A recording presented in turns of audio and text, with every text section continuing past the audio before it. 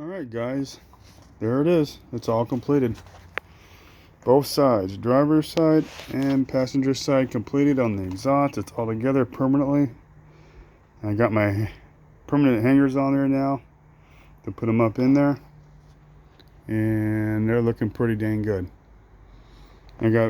That's very high temp paint, barbecue paint for the black, and in the middle that's VHT gray, and that's always been my favorite colors for mufflers, so that's what I did them up.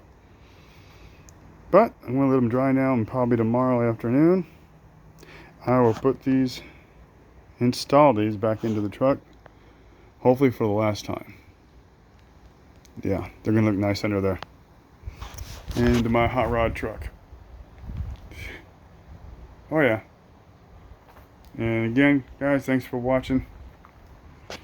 Yeah, I know the other video, I think towards the end of this, I already was saying goodbye, but I had to add this to it. I just wanted you guys to see what they look like.